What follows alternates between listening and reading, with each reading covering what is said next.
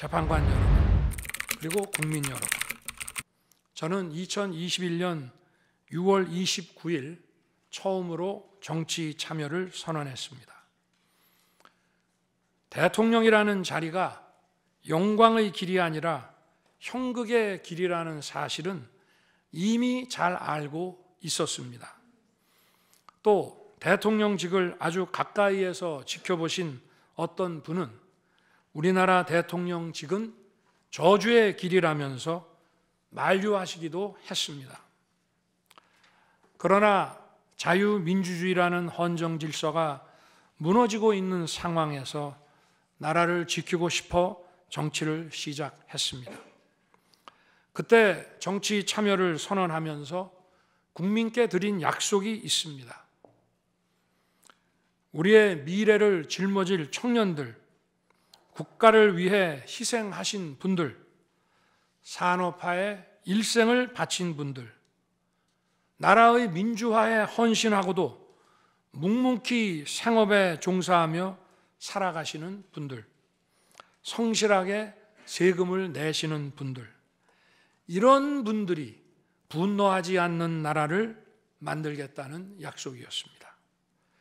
그리고 청년들이 마음껏 뛰는 역동적인 나라, 창의와 자유가 넘치는 혁신의 나라, 약자가 기죽지 않은 따뜻한 나라, 국제사회와 가치를 공유하고 책임을 다하는 나라를 만들겠다고 국민께 약속드렸습니다. 거대 의석과 이권 카르텔이 나라의 주인 노릇을 하는데 맞서 국민들에게 빼앗긴 주권을 되찾아 드리겠다고 약속했습니다. 그날 이후 지금까지 단 한순간도 이 약속을 잊은 적이 없습니다. 국민의 선택을 받아 대통령이 된 후 이 약속을 지키기 위해 쉼없이 노력하고 또 노력했습니다. 무엇 하나 쉬운 일이 없었습니다. 글로벌 복합 위기로 인한 대외 환경의 어려움이 계속됐습니다. 지난 민주당 정부의 잘못된 소주성 정책과 부동산 정책은 우리 경제와 민생의 문제를 풀어가는데 계속 발목을 잡았습니다. 하지만 어떤 문제라도 노력하면 풀어낼 수 있다고 믿었고 실제로 우리 기업, 우리 국민과 함께 뛰면서 하나하나 문제를 해결할 수 있었습니다. 기쁘고 보람 있는 일도 많았고 부족하고 아쉬운 일도 있었습니다. 무엇보다 국가 안보와 국민 안전을 지키는 제복 입은 공직자에 대한 처우 개선 추진이 보람된 일이었습니다. 지난 민주당 정권은 반일 선동에만 열을 올렸지만 우리 정부에서는 1인당 GDP가 일본을 앞질렀고 우리 인구의 2배 반이 넘는 경제 강국 일본과 수출액 차이가 작년에는 불과 수십억 불 규모로 좁혀졌습니다. 20년 전에 비해 100분의 1, 지난 민주당 정부에 비해 수십 분의 1로 줄어든 것입니다. 또 작년에 30번이나 열었던 전국 순회 민생 토론회 기억이 많이 납니다. 국민의 어려움을 직접 듣고 많은 일을 현장에서 해결해 드리면서 국민과 같이 웃기도 했고 같이 울기도 했습니다. 수도권, 영남, 호남, 충청, 강원, 제주까지 전국 모든 지역을 다니면서 지역 발전 방안을 함께 고민했습니다. 우리 국민들께서 전국 어디에 사시든 공정한 기회를 누리며 행복하게 살 수 있도록 만들어서 진정한 국민 통합을 이루고 싶었습니다. 다시 그렇게 일할 기회가 있을까 마음이 아립니다. 1박 4일의 살인적 일정으로 미국에 가서 한미일 캠프 데이비드 선언을 발표했을 때는 보람이 컸고 정말 마음이 든든했습니다. 방산 수출에 물꼬를 트고 팀 코리아가 체코 원전 건설 사업의 우선 협상 대상자로 선정됐을 때에는 어린아이 같이 기뻤습니다. 아쉬웠던 순간도 떠오릅니다. 기업과 국민들에게 꼭 필요한 법안들은 하염없이 뒤로 밀어놓고 거부권을 행사할 수밖에 없는 위헌적 법안, 핵심 국익에 반하는 법안들이 야당 단독으로 국회에서 일사천리 통과될 때에는 답답했습니다. 국방, 치안, 민생을 위해 꼭 필요한 아킬레스건 예산들이 삭감됐을 때에는 막막했습니다. 지금 저는 잠시 멈춰서 있지만 많은 국민들, 특히 우리 청년들이 지금 대한민국이 처한 상황을 직시하고 스스로 주권을 되찾고 나라를 지키기 위해 나서고 있습니다. 비상계엄의 목적이 망국적 위기 상황을 알리고 헌법 제정 권력인 주권자들께서 나서 주시기를 호소하는 것이었는데 이것만으로도 비상계엄의 목적이 상당 부분 이루어졌다고 생각하게 됩니다. 저의 진심을 이해해 주시는 우리 국민과 청년들에게 진심으로 감사 말씀을 드리고 싶습니다. 제가 직무에 복귀하게 되면 나중에 또다시 계엄을 선포할 것이라는 터무니없는 얘기도 있습니다. 계엄의 형식을 빌린 대국민 호소로 이미 많은 국민과 청년들께서 나라의 상황을 직시하고 나라 지키기에 나서고 계신데 그런 일을 또 할 이유가 있겠습니까? 결코 그런 일은 없을 것입니다.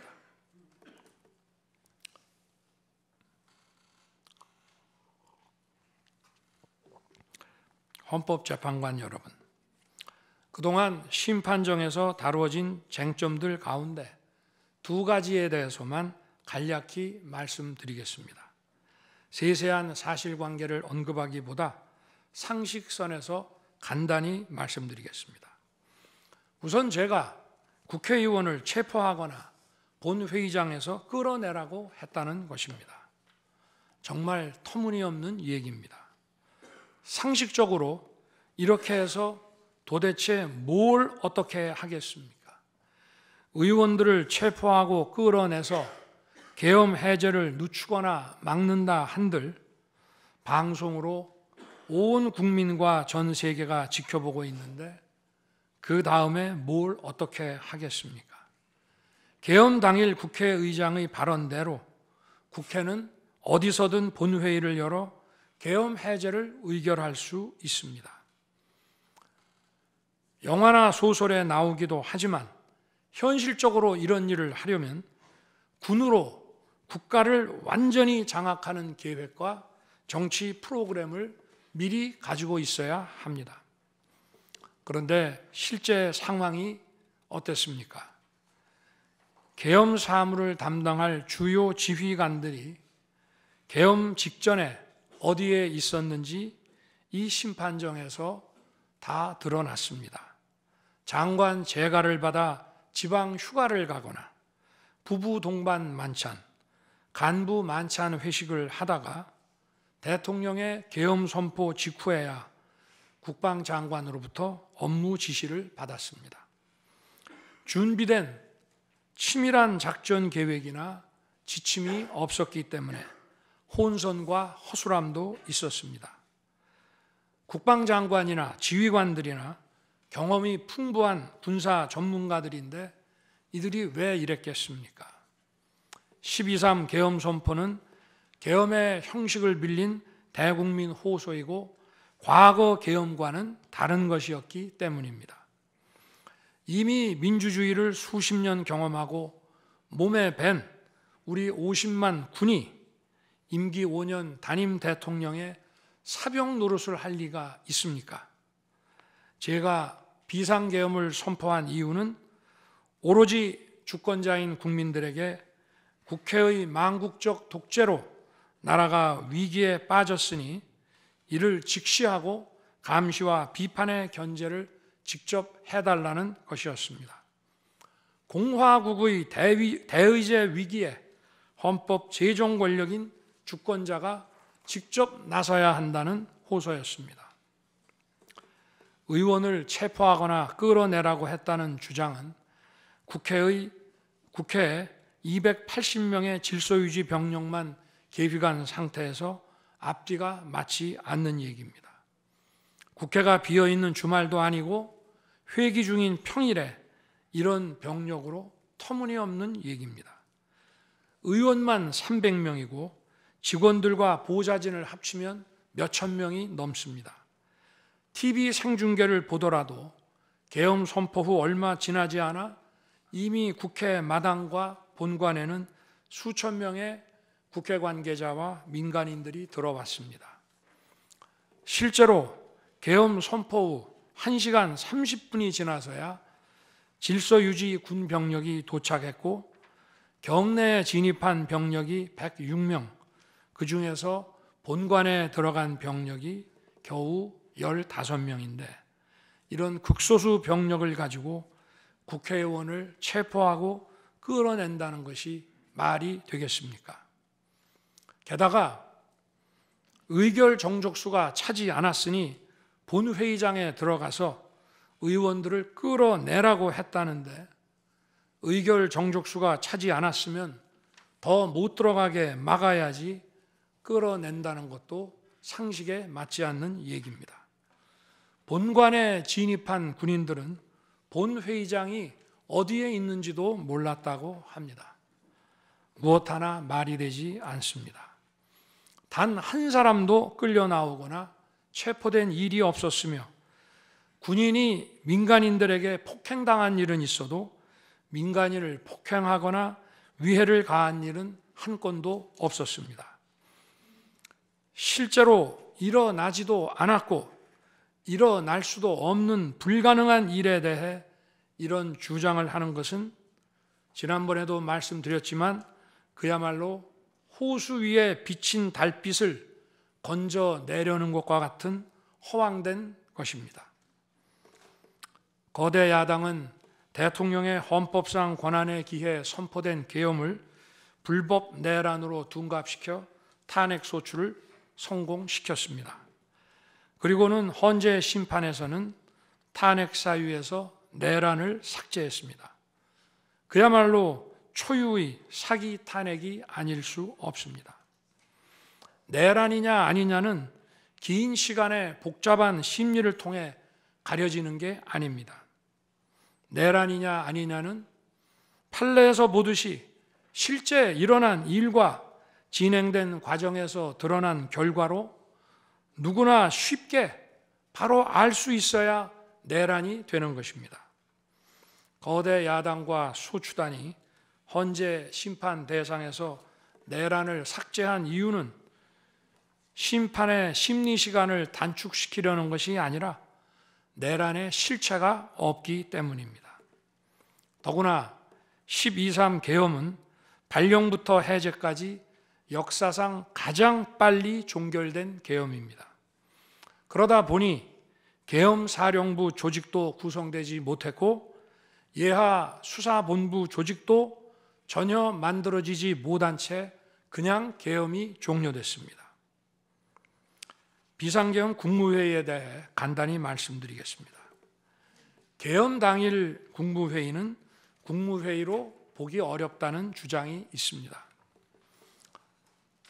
그런데 국무회의를 할 것이 아니었다면 도대체 12월 3일 밤에 국무위원들이 대통령실에 온 이유를 오히려 제가 묻고 싶습니다. 국무회의가 아니라 간담회 정도였다는 주장도 있습니다만 그날이 간담회를 할 상황은 아닙니다.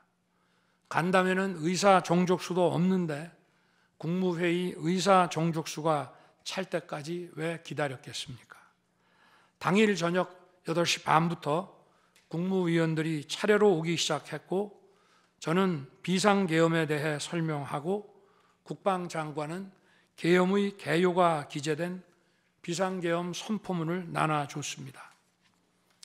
국무위원들은 경제적, 외교적으로 어려움이 있다고 우려했고, 저는 대통령으로서 각 부처를 관장하는 국무위원들의 생각과 다른 생각을 가지고 있으며 국가가 비상 상황이고 비상한 조치가 필요함을 설명했습니다.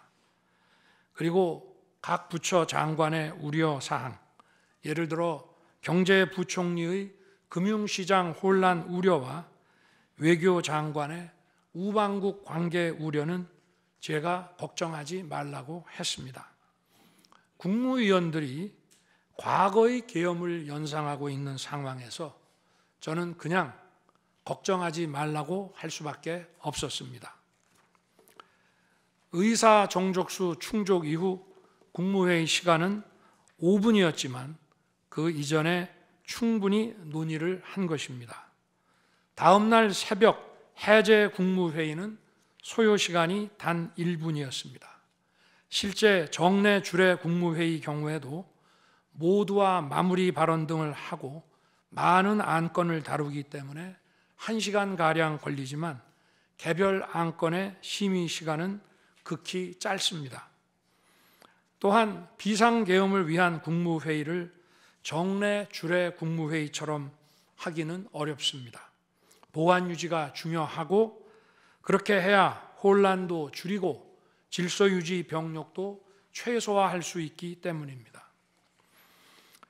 이상민 전 행안부 장관은 지난 심판정에서 그동안 국무회의를 100여 차례 참석했지만 이번 국무회의처럼 실질적으로 열띤 토론이나 의사 전달이 있었던 것은 처음이라고 했습니다.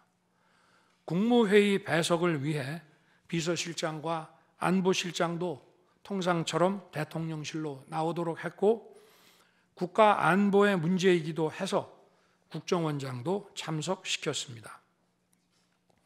1993년 8월 13일 김영삼 대통령께서 긴급 재정경제명령으로 금융실명제를 발표했을 때도 국무위원들은 소집 직전까지 발표한다는 사실 자체를 몰랐고 국무회의록도 사후에 작성됐습니다.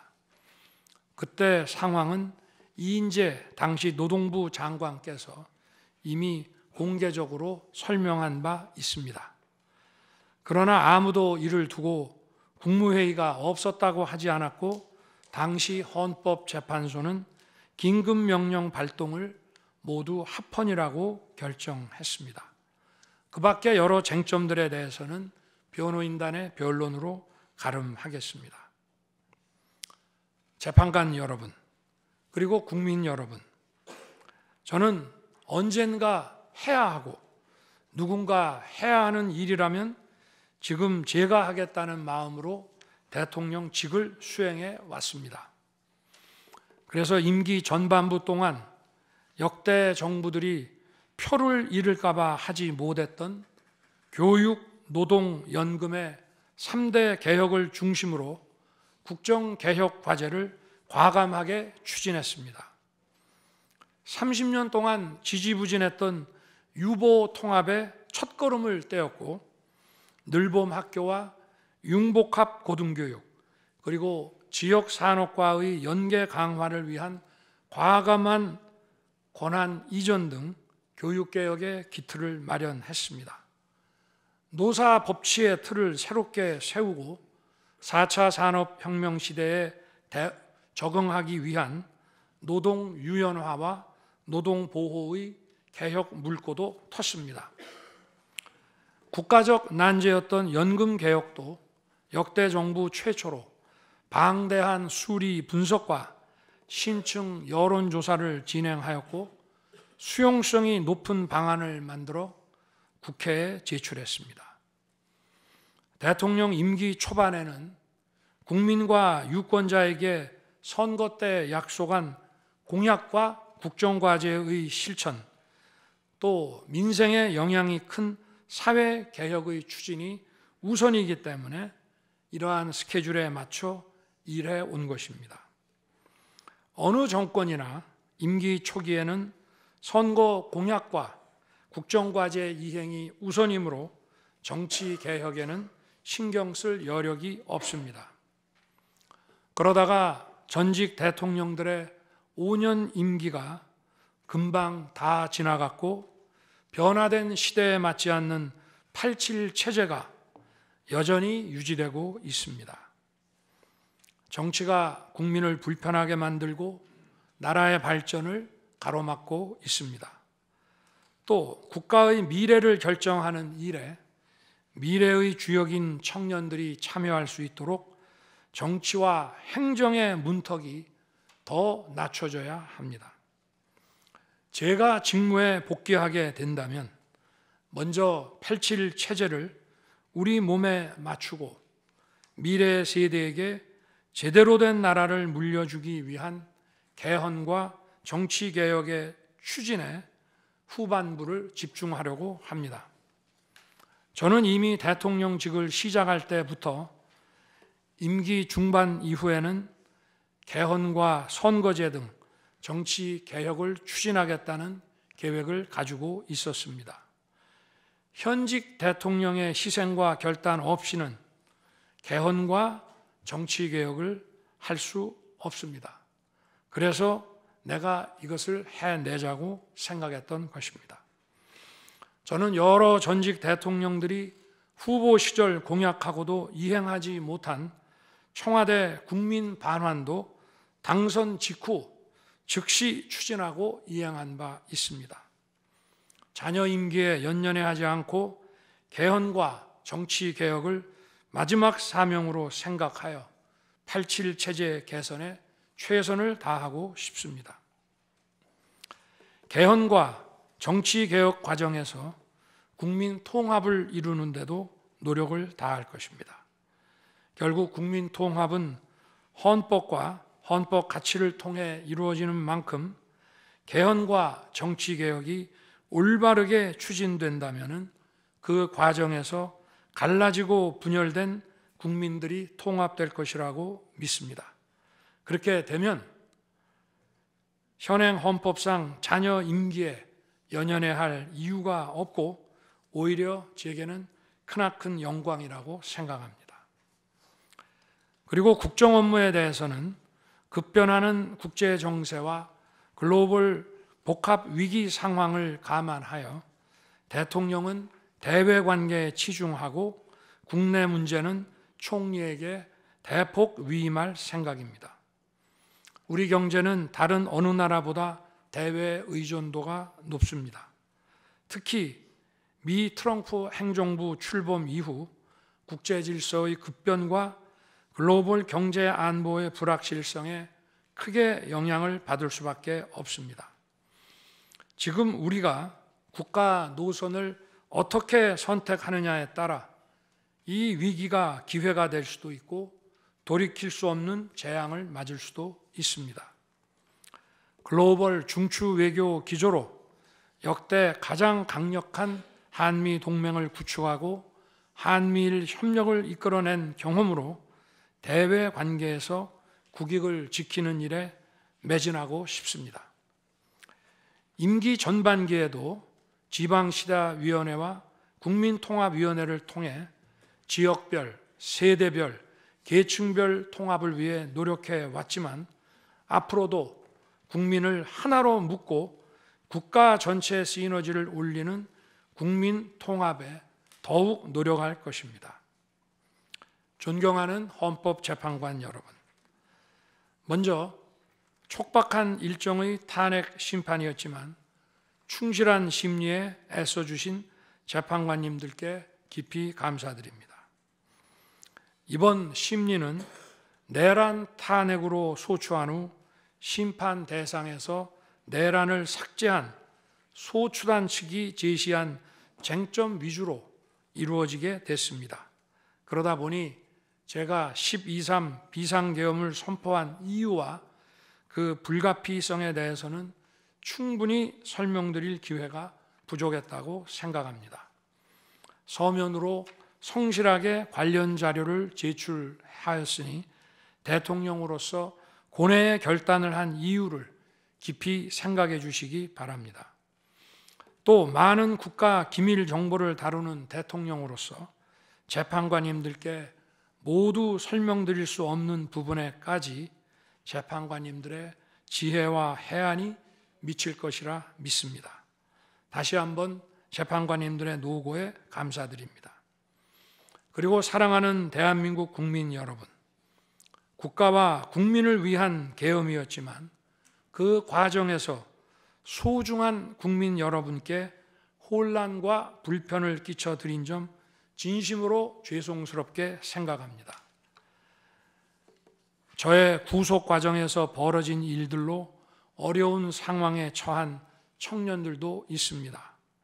옳고 그름에 앞서서 너무나 마음이 아프고 미안합니다. 정말 미안한 생각을 가지고 있습니다.